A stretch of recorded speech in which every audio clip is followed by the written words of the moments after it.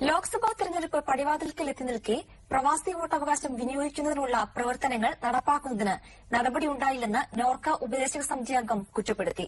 ഉസ്മാൻ ഇരുമ്പുഴി തയ്യാറാക്കിയ റിപ്പോർട്ടിലേക്ക്.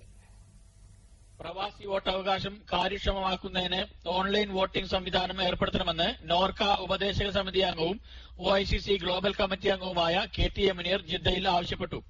മറ്റു പല രാജ്യക്കാർക്കും ഇപ്പോൾ ഓൺലൈൻ വഴി വോട്ട് ചെയ്യാനുള്ള സംവിധാനമുണ്ടെങ്കിലും വിവര സാങ്കേതിക രംഗത്ത് ഏറെ മുന്നിലുള്ള ഇന്ത്യ ഇതുവരെ അതിനുള്ള സജ്ജീകരണം ഏർപ്പെടുത്തിയിട്ടില്ല എന്നത് ഖേദകരമാണെന്ന് മുനീർ കുറ്റപ്പെടുത്തി.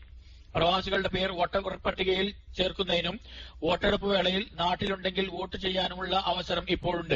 വോട്ടർ പട്ടികയിൽ പേർ ചേർക്കുന്നതിന് ഓൺലൈൻ വഴി രജിസ്റ്റർ ചെയ്ത് പാസ്പോർട്ട് കോപ്പി സഹിതം തഹസിൽദാർക്ക് അയച്ചു കൊടുക്കണം. ഇത്തരത്തിൽ രജിസ്റ്റർ ചെയ്യുന്നവർക്ക് തിരിച്ചറിയൽ കാർഡിന് പകരം പാസ്പോർട്ടുമായി ചെന്നാൽ വോട്ട് രേഖപ്പെടുത്താവുന്നതാണെന്നും മുനീർ പറഞ്ഞു. എന്നാൽ ഇതിന്റെ പ്രയോജനം നാട്ടിൽ അവധിക്ക് പോകുന്ന ചുരുക്കം പേർക്ക് മാത്രമേ വിനിയോഗിക്കാൻ കഴിയുകയുള്ളൂ.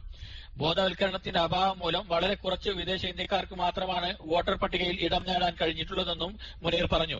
അമൃത ന്യൂസിന് വേണ്ടി ജിദ്ദയിൽ നിന്നും ഉസ്മാൻ ഇരുമ്പുഴി.